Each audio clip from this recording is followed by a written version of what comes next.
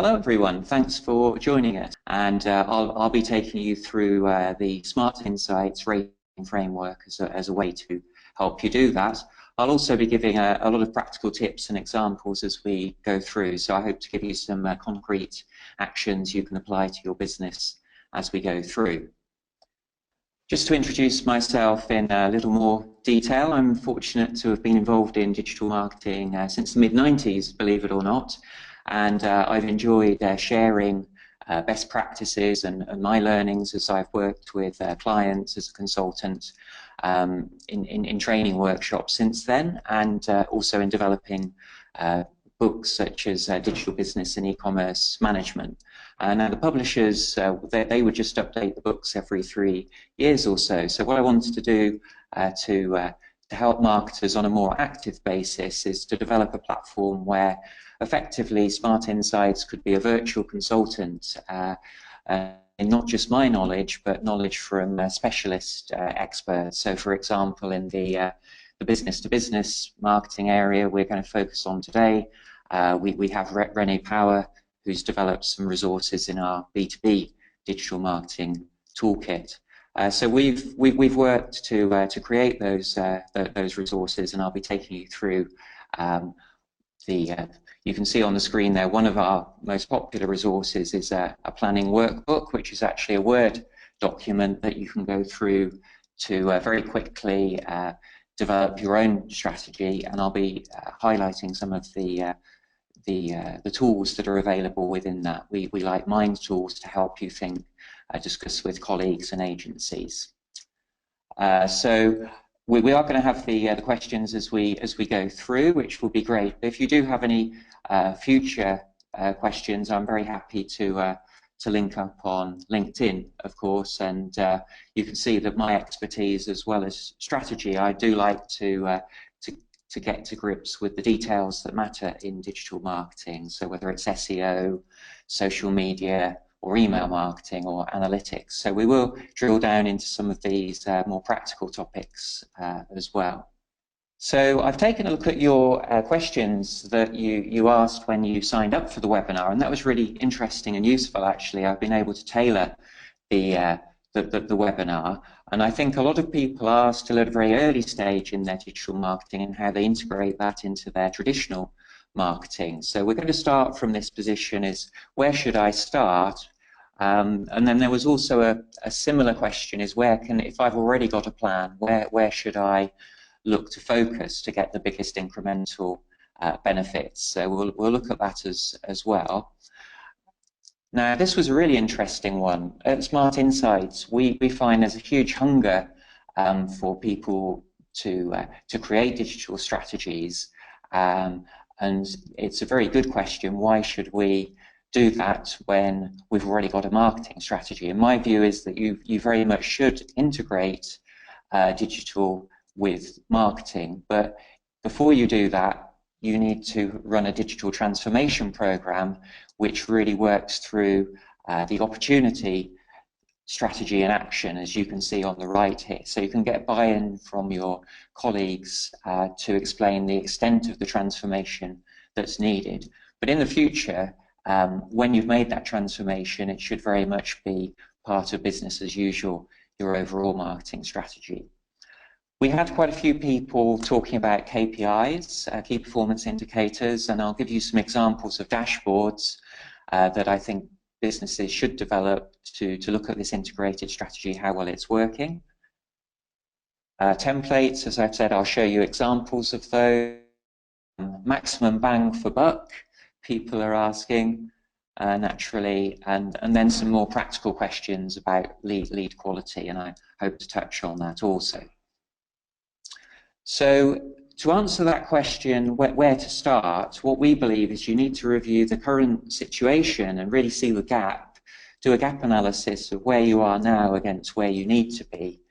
And if we take a look at this framework, you can download this from the site if you're a basic member. And in fact, we've got a benchmarking template like this for all of the individual channels as well, such as social media, SEO, customer experience, and so on. So what we would suggest you do is you score yourself on different criteria on a scale of 1, where you're just starting out, to 5, which would represent the most advanced businesses in the world. And I'll show you some examples from some of those later in the webinar. Now, what I believe is that what you must have for success, to drive success, is you do need a strategic approach, but coupled to that, you need to be data-driven and to have an optimization process. So to start, you do need to define those key performance indicators in the dashboards, and then to move to a more advanced approach that we'll talk about later. As I mentioned at the start there, you do, I think, often need a digital transformation program where you get senior management to across the business to buy in and put in place the resourcing, because often you'll need new skills, you'll need new agencies. For the very largest companies, you may have to actually restructure. You might initially have a central digital marketing center of excellence, but then through time you'll distribute, as it says here, decentralization and reskilling. You'll have more people throughout the business in the marketing, brand, product teams who do have the digital skills needed. Having the right data and infrastructure is really important to drive success, particularly when you're capturing leads, you're assessing the quality of your audience, and then following up through marketing automation, which is what we'll touch on as well. And then finally, with F&G here, these are really the practical ways, the touch points that you have on your website and through your email and other channels. So you may need to make those fit for purpose. Of course, even in B2B, there's an increasing number focusing on mobile access, particularly for email, so you have to get that work looking across paid, owned and earned social media. So that's really the first benchmark first takeaway, is to do a benchmark, talk it through with colleagues and say, okay, at the moment we're at level 2, we need to work through so that we're at level 3. The larger businesses only need to develop to 4 or 5. For a smaller business, level 3 may be sufficient. Now, as I mentioned there, we do have a tool available on the site for our basic members, so it's really available and expert members can record their improvement. Those are the paying members. And just to reassure you really that we do share how people score themselves, and the vast majority are at a very early stage because the transformation needed for digital marketing is so huge. So if you do think, oh my God, there's such a lot to do, you're not alone, and it's because digital is a moving target. So the second takeaway is that as well as doing that benchmarking, we recommend you develop your own framework which will allow you to focus your digital marketing activities. Now, one of our commentators actually worked through all the channels that there are, from, if you imagine, from you've got your paid and organic search, you've got your social media, LinkedIn, Twitter, Facebook, and so on. And actually there's more than 100 channels when you look at it at that granular level. So to focus, it's really essential to have some planning frameworks, and we've developed this framework we call RACE planning, based on the traditional marketing funnel. Now, I'm going to run through in this webinar each of these stages and introduce them, so I'll make this quite quick now. I think the main points are to say that you do need a focused plan and a strategy before you go into the tactics for how you reach and convert your audience. And then the second thing is you do need very clear KPIs or measures, and I've got some separate slides to talk against these later. Now, you may be thinking, okay, so yeah, I know the conversion funnel, but usually it's something like attract, convert, retain. Why is there this extra stage?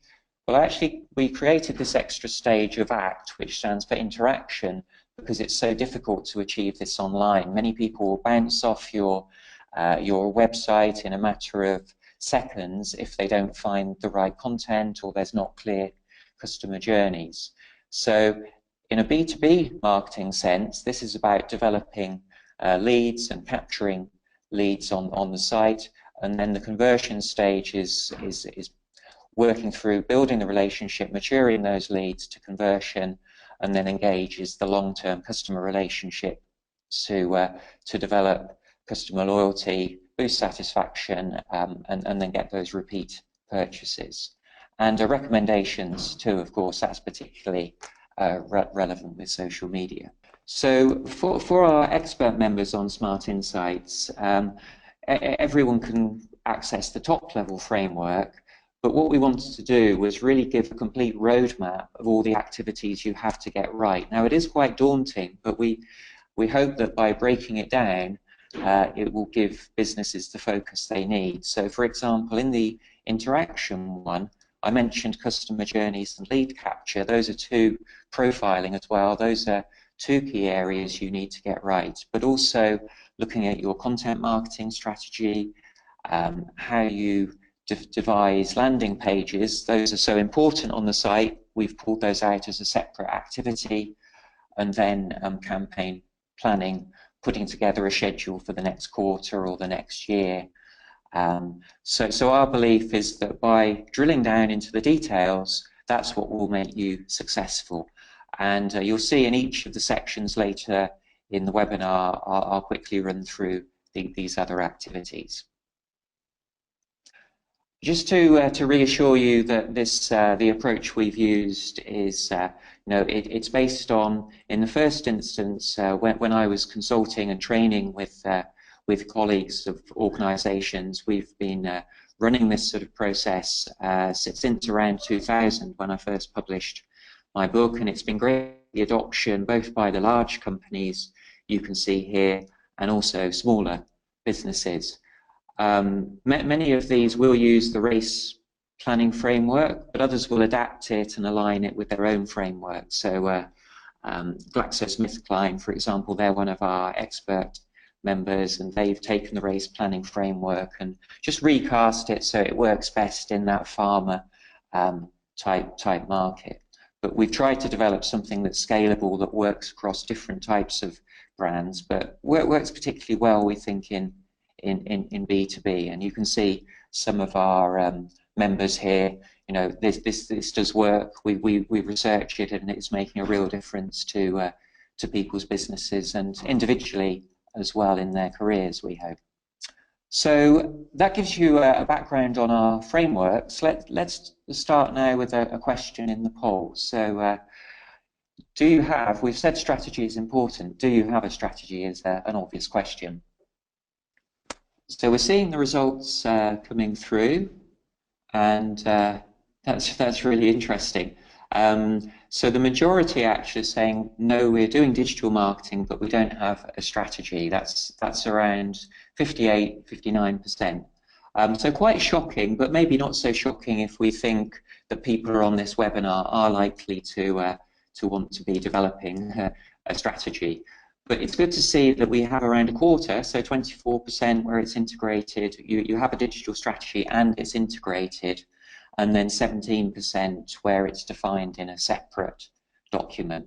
Now this is actually, thanks for voting, by the way. That's useful to see because it compares to similar research we've done with the Technology for Marketing event.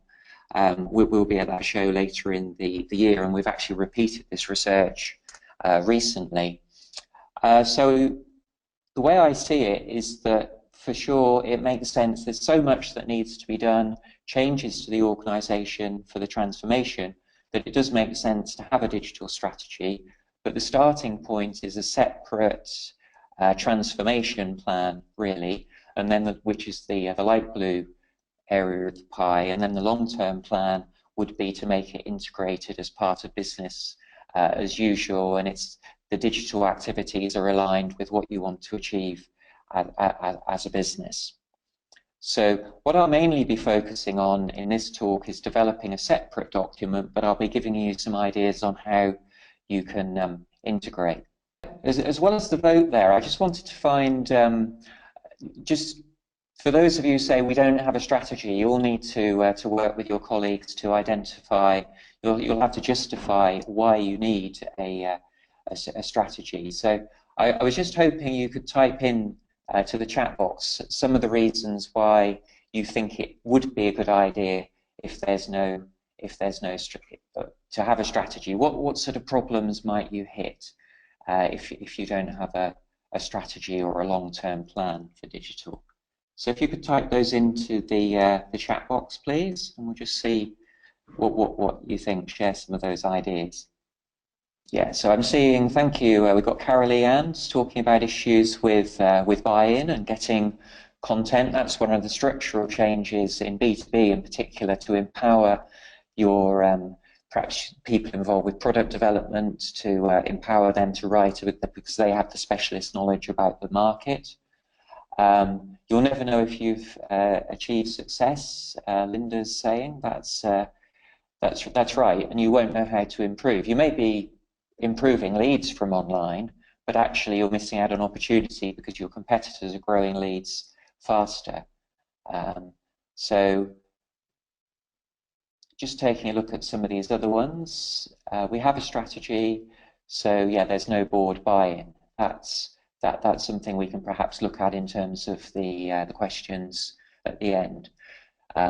Wasted marketing efficiency, I'm seeing from Anton and Dulmi, no measurable ROI, no key roadmap, no commercial direction. So a lot of obvious things, I think, but we do have to work hard to make the case to our colleagues. And I think one of our resources is called Making the Case for Business Investment in Digital Marketing.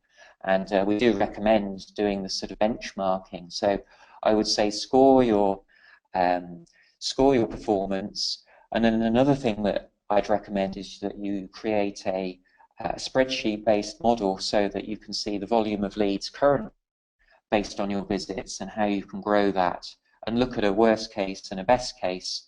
So the worst case would be if there's no investment, but the best case is if you start optimizing how you can grow, improve targeting, how you can improve your lead generation. So I think we saw, I'm not sure actually we saw the targeting one, but this is one I'll be talking about. The online value proposition is your content strategy and how you share that through social media. We had several people mentioning wastage, lots of people mentioning the measurement and optimization side. Not so many talking about the integration, but that's another key challenge, that you've got the sales and marketing team and how they interact in business-to-business marketing is particularly important, and you need to work out that lead qualification and nurture through marketing automation. So thanks very much for those. I'm going to speed up a little as we get into the practical tools now, and then we'll come back for the questions in around half an hour or so. So I mentioned that you need that initial phase of developing a plan. Now people often say, well, if you're creating an annual plan or even a 2 or 3 year plan, how do you keep it agile? Well, the way we recommend you do that is once you've got the KPIs in place, you have 90-day reviews against performance, actual against target, and you're also running continuous tests on the site to increase your lead generation. And I'll show you some examples of those later. So the 5 key areas to look at in planning we recommend is doing the capability review I showed you, but also doing a digital SWOT, which is your strengths and weaknesses for the digital channel and how it integrates. I'll show you that in a moment. We've talked about KPIs and dashboards, but I think also having a long-term vision of how the company will be transformed in the way that lead generation works is really important, to bring all the employees along. We're not touching any more on that today, but we've certainly got resources on the site that help with that. And then you need the roadmap, and we'll look briefly at segmentation and targeting with an example from RS Components. So I think they've got a great layered targeting model. The other good way, or the other useful technique, particularly for business-to-business marketing, is to develop customer personas, which should go across channels and really define for different audience types in the buying unit how your content will support them both in their work and how you'll deliver that content through through time. So one of the resources we have on Smart Insights is a persona toolkit. If you Google Smart Insights, you'll see we've also got blog posts around how to develop this with examples. So that's developing the online value proposition. So as well as the RACE planning framework, I wanted to introduce a couple of other frameworks that we have available that will help you. And again, these are all on the blog, but with more detailed examples available for our expert members. And the first one is SOSTAC, which gives you an actual process for developing your plan and then for continuously monitoring and improving. So that's different from RACE, which is more around the actual tactics that you run on the site to improve your interactions with your audiences. What we also have is for strategic, for campaigns that you run through the year, content marketing plans as well. So this is the SOSTAC framework, very widely used and voted by the Chartered Institute of Marketing as one of the most popular planning tools or models. And this is developed not by Smart Insights originally, but one of my co-authors on the Digital Marketing Excellence book, PR Smith, that's Paul Smith. And he developed that originally as a marketing communications strategic framework, and we've applied it here in the books to digital marketing. So you can see one of the beauties of SWOT is it's of SOSTAC rather. It does start with SWOT, but it's very easy for colleagues to understand. So where are we now? Where do we need to be? How do we get there? What are the main strategic pillars of our digital marketing? And then what's the details of the communications, the media investment, the contact strategy through marketing automation. So that's really everything to the right of situation analysis and tactics is the plan, and then you have the action and control to review the resourcing of that through agencies and doing the research, monitoring the KPIs through analytics. So if you haven't heard of SOSTAC, I'd really recommend looking at the resources on Smart Insights, or Paul's got his own site you can take a look at as well.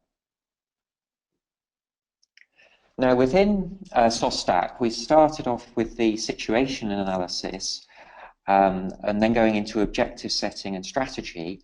And what we recommend is to combine those all together, because although we're saying you need a digital marketing plan, if you're creating a 30-page plan, it's unlikely the most senior management will review that. For the digital specialists, you may well need a longer plan, but you do need that top-level exec summary. And one of the tools in our digital marketing library, in the strategy toolkit, gives you a Word template and some examples for B2B and B2C of how you can create this. So the idea of this is Word, so you can just amend it. So what I found is efficient when I'm consulting is to develop a plan where in the left column you've got a table looking across the RACE plan, and then to put in specific SMART objectives. So for a consumer site, you might say we're looking to increase visits by 250,000 per month, and then what's the main reason, what's the source, how can we justify that statement? So in this case, we're looking to invest in SEO because we're perhaps limited in that, and we've seen what competitors can do, and we've modeled the performance improvement. So then these are the strategies or the tactics that are used to deliver against that, and then you've got your KPIs in terms of increasing the volume of natural search, and then in the act, this is our lead generation stage. And then as a reminder, the idea is this isn't a static plan. You'll review this every 90 days and you'll update this this plan as you're running the tests on site to boost conversion. The next specific recommendation of how you create the plan is to really take time out to consider how your market has changed with the influence of digital marketing. Now you'll know your traditional competitors, but digital gives you new competitors through search marketing. And it's best to lay those out on a map so you can think what type of sites are these, and how can you reach them through paid, owned and earned media. So this is a very good way of looking at how to invest in digital media, where media might be, say, Google AdWords, or this is in this box here, the Google Display Network, MPUs, or digital banners that you might serve in social media, perhaps your video.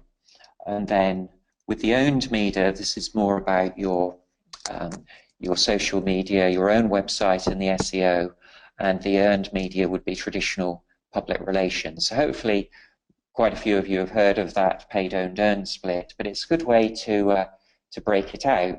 And then you think, well, using those media channels here, how can we find ways of interacting with our audience? Now, as you can see, I've chosen this one because it was just a great visual. It's actually a consumer example, but for business to business, this might be quite similar. So it might be, how can we use face-to-face events? How can we use webinars? Are there any ways we can develop a content hub with relevant content for our audience? So I'll show you an example of that content hub idea in a moment. And then you'll know the SWOT analysis, which is usually just 4 boxes. Within the Smart Insights templates, we use what we call a TOWS analysis, where you put the strengths and weaknesses internally at the top, opportunities and threats on the left, and then you combine the two to say, well, what are our main strengths and opportunity strategy, or weakness and threats. So if we're sort of poor at conversion rate optimization, that might be one of our main strategies that we're going to use in the year ahead. You'll also notice here I've prefixed each of the strengths and weaknesses with RACE, so whether it's an issue around reach or conversion, or G for governance, you know, perhaps there's a resource issue or a brand issue that needs to be managed. So I'd really recommend this TOWS framework because it's forward-looking, whereas traditional SWOTs are more backwards-looking. Then bringing that all together in terms of the strategy, I've mentioned the use of personas so that you can tailor your content, putting the goals in place, and then the segmentation, targeting and positioning. And once that's defined, you can really work on the content marketing strategy, develop a content hub to engage your audience and to increase reach. And so just to give you an idea of how powerful this can be, with Smart Insights, in the last year, using search marketing based on our content strategy, we've now grown to a stage where we get over 500,000 visits or sessions on the site every month. So that's more than 1 million page views, and that's really driven our lead growth by getting our content marketing right. Now for us, that's SEO that drives a lot of that improvement. We get about 80% of our visits by SEO because we're experts in that. But social media, I think, in business to business is often a better way in terms of quick wins, because SEO is a sort of long-term play. So those of you who said, well, where should we start? I think my recommendation would be to find the content that works best for you and your audience, develop some really stellar content that stands out in the market, and then use social media to share that through your partners and customers. So in terms of what that content should do, this is what we call in the books online value proposition. It's saying, what can you add to the experience of your audience? So help them do their job, help them progress their career, their professional development, help them look good to colleagues. So the way that we do that on Smart Insights, our stellar content is related to creating a digital marketing plan, because we know that's our core strength, if you like, and we know it's an identified need amongst our audience. So the idea of segmentation and targeting, I wanted to give you a specific example of how you can do this if you're a world or a sector leading company. So this is RS Components, and they presented actually in our conference a couple of years ago the way they do this. So they've got very clear, not a complex segmentation in terms of the relationship with the company, depending on the number of purchases, and then they combine the position in the life cycle with the behavior. So the type of products that have been browsed, they're tracking those on the site. And I've chosen this example because it actually, using their marketing automation system, they're able to use dynamic content to build a very tailored communication just with quite a small team to do this. So they let the marketing automation system do the work. So you can see here, depending on the way they've assessed the way the person's browsing the site or competing, reviewing the email, they're delivering these hero offers. So this is one here for the customer life cycle. It's a prospect rather than a customer. So they've got 10% off the new order. So everyone can use this form of dynamic content. So a bit of a shocking slide here to just to emphasize the importance of measurement, as many of you already have in your comments. So you do need a dashboard, and I think it needs to be channel-based. For us, it's based around the RACE framework, but just to show you a couple of examples you might want to look at later when you download, if you download the presentation. So this is SAP. They've got something similar to RACE, but they don't actually have the number of leads here because it's more of a public presentation. And then this is an online version for an online B2B SaaS service. Quite interesting because they're actually sharing all this data publicly. If you go and look at the buffer open, that's the social media service. But for smart insights and using Google Analytics, what we recommend is that you tailor according to the RACE planning framework, like so. So you want the visits to the site, but of course you want to increase those to leads and conversion, and that's the most important thing to set up in your Google Analytics. Yet Google Analytics doesn't do that by default, so you do need to add that tracking in. That would be a key takeaway in terms of the measurement.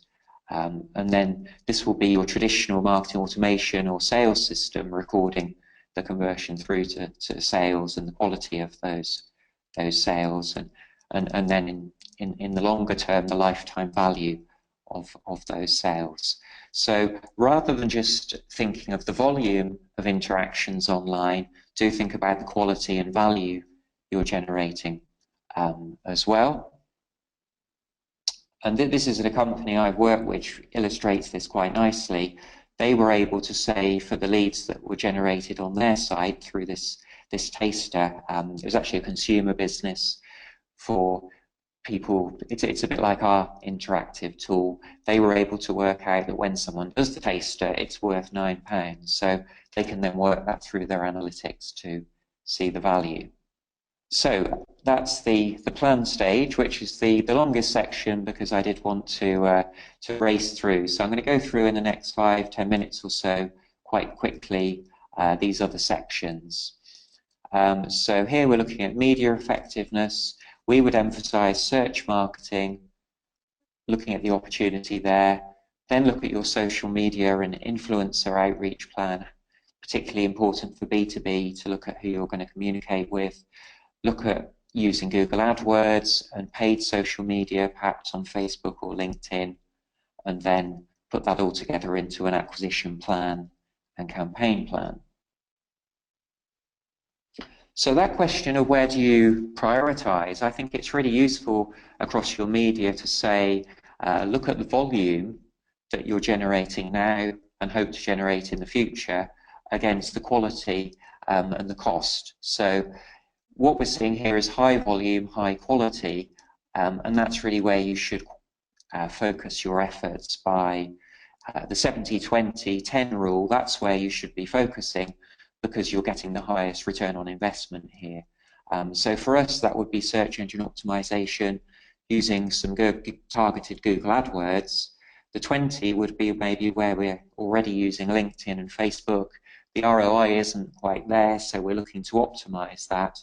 And then 10% would be the new techniques that come out month on month. So Google AdWords have got customer match, for example, you can use to upload your customer list now. That would be the 10% where you're testing. So this is just to show with search marketing, that there are the tools available from AdWords. You can estimate. You can then look at your positioning. This is a B2B example. License dashboard. They want to get visibility for the language that their audience covers. So it's the content marketing that fuels that as well. Now we cover content marketing under ACT because that's what drives lead generation, and it links through to customer journey analysis because you've got to have the right pointers and signposts on the site to point people to the right template. And some of the talks you'll hear on Digital Week later on in the week are about how to personalize to get the right content in front of the right person. But that relies on generating leads, profiling, and then tailoring the message. So then we have the content marketing and optimizing the landing pages, which are so important in business to business, and then putting together that editorial plan. So what we've tried to do is to separate out all of these key activities so that you can work on those, the ones you're not so strong on at the moment, and give more detailed guidance, such as how do you use Google Analytics to work out which pages are generating the leads and to build on those. So we've got time, I think, for one more poll at this point. So we're going to look at optimization and think about, okay, if we haven't done any optimization, where do we start? Should it be the home page? Should it be those landing pages we've talked about, or some other one? So let's have a look to see what the votes we've got there. We're seeing around 2/3 are saying landing pages are most important, and then the home page and product pages. I think that's about right for business to business. I would say you have to look at the footfall in Google Analytics, and often you do get a lot of people by volume on your product and category pages, so it can be worth optimizing those. That's certainly the case for ourselves. But yeah, landing pages are certainly a key area. And I'll just show you some examples in a moment quickly. So one of our templates is all about saying, review some of the techniques that you have now and then try and improve them. If you've got this sort of classic carousel that doesn't really speak the user's language, so you know, what is a SAM portal? Most people wouldn't know. It actually stands for Software Asset Management. What you should be trying to do is to give more just clearer, plain English. So we're going to help you with your license management for your software. That's there's still probably a bit too much jargon here, but clearer calls to action there rather than those carousels that we see on many B2B sites. So we're certainly huge fans of content marketing, and we produce a lot of infographics ourselves to explain the concept. But I'd say don't just develop individual resources on landing pages. You can do that as a starting point, but what you should do is to grow into having a resource center, which is a content hub. So ourselves, HubSpot would be an example of where they've added value to their audience by having a central area for all resources. And then to answer this question, where should you start? What I'd recommend there with your content marketing is that you develop a plan looking at, it's really a content mapping. So map the content marketing across the customer journey from awareness to purchase, and then think, are we mainly doing emotional content or is it mainly rational? So think about, run a workshop, and then to develop content in the areas where you're lacking. I think often in business marketing there's a lot of rational content, but perhaps not the investment in the more emotional triggers, which can work really well in biz to biz as well. And then it becomes important to test your landing pages. I'm not talking small changes here, just changing button color or headlines, quite dramatic changes. And this one here, just to show you, this is from What Test 1, a huge difference here through this much nicer, simpler design for this B2B provider. But you can't really second guess. You were probably thinking, okay, that's nice and simple, that one would perform better. But I've got a counter example here that shows that the more complex, longer form mobile responsive page does perform a lot better.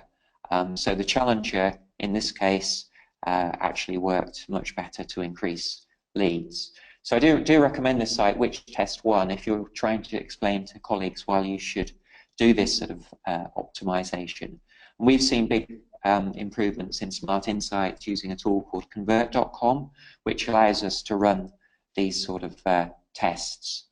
This was just one test we did. We use a pop-up on the site to encourage people to learn about our resource centre, and through making one small change, which was testimonials, adding that to our pop-up, we increased leads by 10%. So you can see in just a week, we were able to work out that we were getting significantly more leads.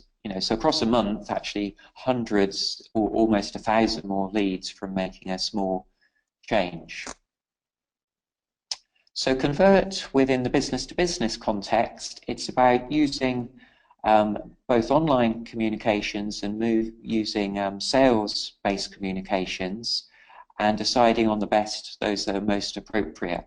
And one of the ways we can do this is through lead nurture or remarketing, where we set up an automated welcome sequence. That's what we do on Smart Insights, and then you would tailor the content according to the audience. So one of the things we do is, if you're a marketing manager in a client-side business, you see a different message to if you're working for an agency.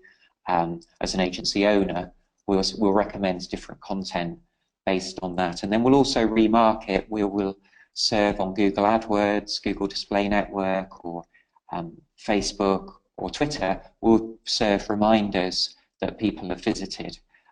So remarketing is a very effective business-to-business tactic I'd recommend. Personalizing when people are on the site, that's something we do as well. We'll say recommend content for different audiences. And then you need to look at your sales marketing integration as well. Look at the conversion rate optimization also, if you've got online sales. And then we've called out mobile separately because it is growing importance for B2B, although not as important as B2C now, where it can be more than half of the audiences. So in terms of following up on leads, I think this is the way we think at Smart Insights, and you don't have the resource to follow up on everyone. So it's really where they're showing, the audience is showing the highest level of interest by the number of times they're accessing your content or the type of content they're using. And then the fit in terms of the size of business or the whether they meet your target audience. So you want to use qualification by the type of content your users have accessed, how they've clicked through on emails, and then follow up by phone or email, depending on the size of company. And then work out triggered emails, how you follow up for different types of content assets being downloaded. That's all your marketing automation.